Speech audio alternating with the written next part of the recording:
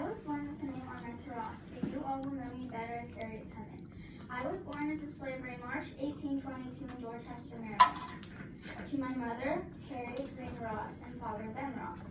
I was born on a corn plantation. Most of my childhood was spent being loaned out to lost plantations. At age 6, I was sent to live in my master's house and take care of their baby. If the baby woke up in the middle of the night and cried, I would be beaten and whipped. Around the age of 11 or 12, I was moved to work out in the fields.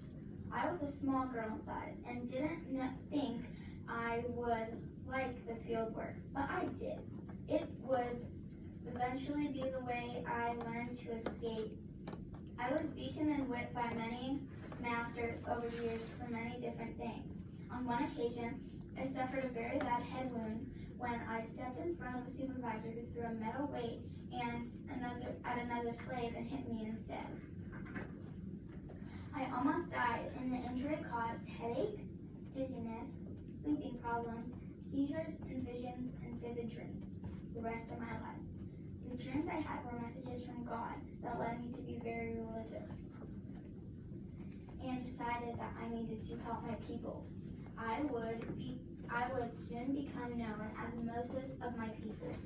I met and married a free black man named John Tubman in 1844, but I still was a slave. While working in the fields, I learned escape was possible, and we did not work Sundays, so I tried my first escape one Saturday night. It did not work, but I did not give up on my plan. I tried again and made it. I knew a Quaker woman who helped slaves, and I went to her. She gave me 2 pieces of paper with places I could either stop for food or shelter on my way. I followed the North Star and made it to Philadelphia in 1849. I made my first trip on the Underground Railroad, which it's not really a railroad, and it's not underground. It is really just a name for a bunch of secret routes or passages used to lead slaves to free lands. I then returned to rescuing my family, relatives, and many others as I could. I guided dozens of trips as a conductor or leader of the Underground Railroad. We used special codes as maps, special routes. We learned to leave on Saturdays, so the master would not notice until Monday. We traveled at night, hid in barns, hayfields, homes of people who did not agree with slavery, churches, and even pig stalls to get us over the Mason-Dixon line. I never lost a single passenger on my journey. If they would get nervous and want to go back, I would point my gun at them and say, "Keep going or die." I knew if one of them returned, they would be beaten until they gave the master information and we would all die. In 1850, new laws were passed, and slaves who escaped were called fugitives. That meant that even if they were in free land, they or anyone who knew could be arrested. So I began taking them all the way to Canada.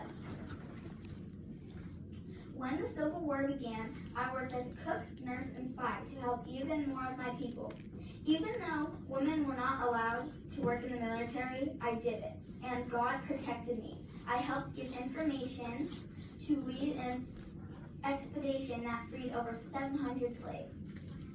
I helped teach my people how to make money once free and who to trust. I moved to Arbor, New York in 1859 and spent the rest of my life with my adopted daughter, Gertie, working on civil rights for my people and working with women like Susan B. Anthony to work for women's rights to vote. I continued my mission until I died. At the age of 91 in 1913, I was given a full military service after my death and also had 2 Navy ships named in my honor.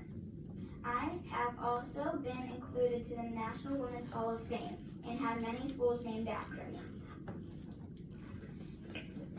And President Jackson will be replaced on the $20 bill in the next 2 years. I believe every great dream begins with a dreamer. Always remember, you have within you the strength, the patience, and the passion to reach for the stars and change the world. Thank you for listening.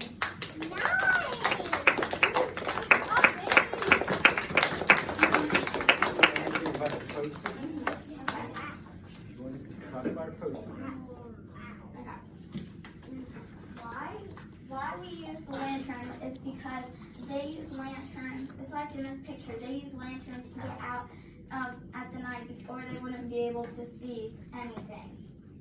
And then these are quilts, and they are signs that you can that basically means something. Like, for instance, if you saw the sailboat, it means a signal that either there were a body of water near or that a boat was available. The star, follow the North Star.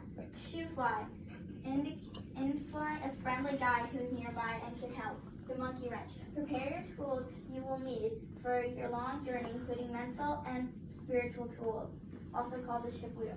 Log cabin, a secret symbol that could be drawn on the ground, as well as saying a person was safe to talk to.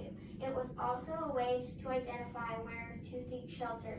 Flying geese, points in a direction to follow, such as where geese were flying during spring migration. And then this is one of her speeches. No, not speeches, but quotes. I was a conductor of the Underground Railroad for eight years, and I can say what most conductors can't say. I never ran my train off the track, and I never lost a passenger. Harriet Tubman.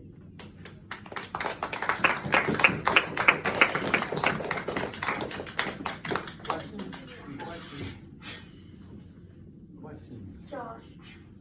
What happened after she came back with the slaves what happened to the husband? The husband got a new wife without her permission. Yeah. Hannah. I have a comment. Is it a question? Well, it's kind of like I like your poster. Thank you. What do you want? What if the Underground Railroad person would like trick them and actually be a whatever it's called? For the quilts? Yeah.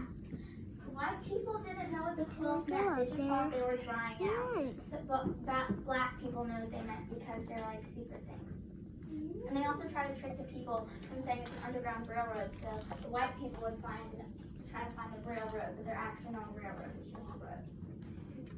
I got one myself. And is this? I didn't hear you talk about.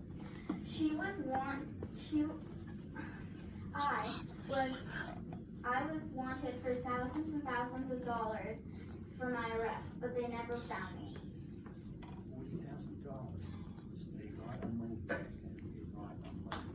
Believe me. I mean, I want to say probably comparable to $1 million. Yeah, probably more than that at this time.